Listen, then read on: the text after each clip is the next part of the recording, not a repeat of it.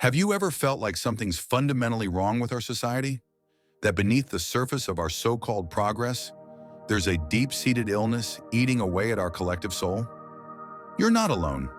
Over a century ago, Sigmund Freud, the father of psychoanalysis, diagnosed our civilization as sick, and his prognosis is more relevant today than ever. In the next few minutes, we'll dive deep into Freud's chilling analysis of our society. We'll uncover the hidden malaise he identified, explore how it's manifesting in our modern world, and most importantly, discover what we can do about it.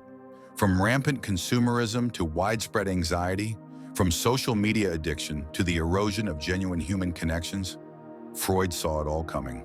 Stick around, because by the end of this video, you'll have a whole new perspective on the world around you. And maybe, just maybe, we'll find a cure for our sick civilization together. Let's start by understanding Freud's perspective on civilization. In his groundbreaking work, Civilization and Its Discontents, Freud argued that the very foundations of society are built on the repression of our most basic instincts. We trade our natural freedoms for the security and benefits of living in a structured society.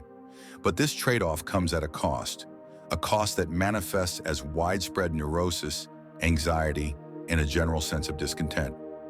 Freud believed that this tension between our primal desires and societal expectations is the root cause of our civilization's sickness.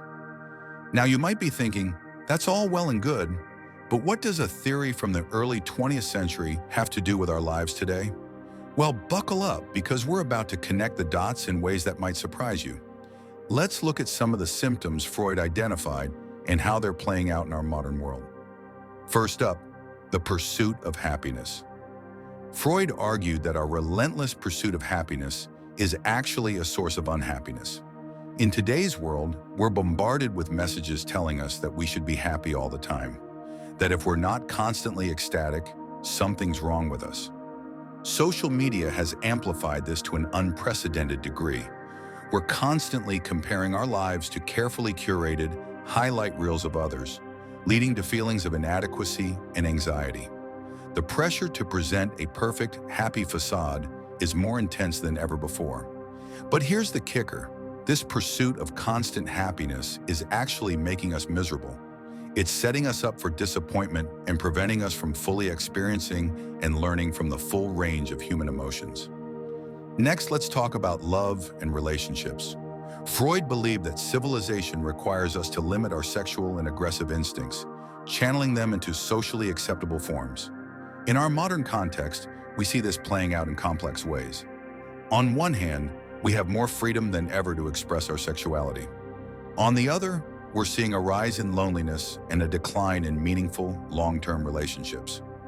Dating apps have turned human connection into a commodity, something to be swiped through and discarded at will.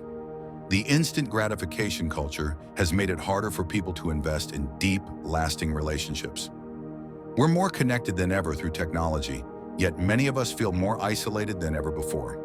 Now let's dive into work and productivity. Freud saw work as a necessary evil, a way to sublimate our instincts into socially useful activities. Fast forward to today, and we're seeing an epidemic of burnout. The line between work and personal life has blurred, thanks to technology that keeps us tethered to our jobs 24/7. We're working longer hours, yet feeling less fulfilled.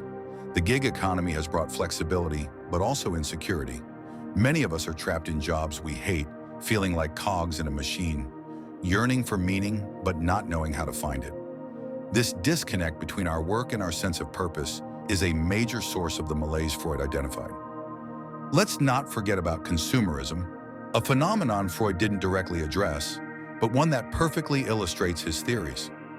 We live in a society that constantly tells us we need more stuff, more experiences, more status symbols. We're encouraged to fill the void in our lives with material possessions, but no matter how much we acquire, it's never enough. This endless cycle of desire and temporary satisfaction is exactly what Freud was talking about when he discussed the futility of our pursuit of happiness. So what can we do about all this? Are we doomed to live in this sick civilization, or is there hope for a cure?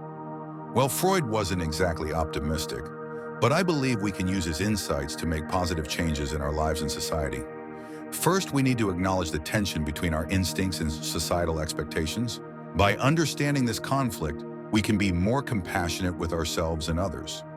We can work on finding healthy outlets for our natural impulses rather than repressing them entirely. Secondly, we need to redefine our concept of happiness. Instead of chasing constant euphoria, we should strive for a life of meaning and purpose. This might mean embracing discomfort sometimes, facing our fears, and allowing ourselves to experience the full spectrum of human emotions. It's about finding balance rather than pursuing extremes. In our relationships, we need to prioritize depth over breadth. Instead of collecting hundreds of shallow online connections, focus on nurturing a few meaningful relationships. This might mean setting boundaries with technology, being more present in our interactions, and being willing to be vulnerable with others. When it comes to work, we need to find ways to align our jobs with our values and passions. This might mean making career changes, starting side projects that fulfill us, or finding ways to bring more creativity and autonomy into our current roles. It's about finding purpose beyond just a paycheck. And finally, we need to resist the siren call of consumerism. Instead of trying to fill the void with stuff, we should focus on experiences, personal growth, and connections with others. It's about cultivating gratitude for what we have rather than always yearning for more. Freud's analysis of our sick civilization might seem bleak, but I see it as an opportunity. By understanding the root causes of our discontent, we can start to make meaningful changes. It won't be easy. We're up against powerful societal forces and our own ingrained habits. But the alternative is to continue living in a state of chronic dissatisfaction, always feeling like something's missing. So I challenge you to take a hard look at your life. Are you caught in the traps Freud identified? Are you chasing an impossible ideal of happiness, neglecting deep relationships, feeling unfulfilled in your work, or trying to fill a void with consumerism? If so, what small step can you take today to start addressing these issues? Remember, change starts with awareness. By understanding the sickness in our civilization, we can start to work towards a cure, not just for society as a whole, but for our own lives. Thank you for joining me on this deep dive into Freud's analysis of our sick civilization. If you found this video helpful, please like, comment, and subscribe for more content that challenges us to think critically about our world and ourselves. Until next time, stay curious, stay reflective, and remember, awareness is the first step towards change.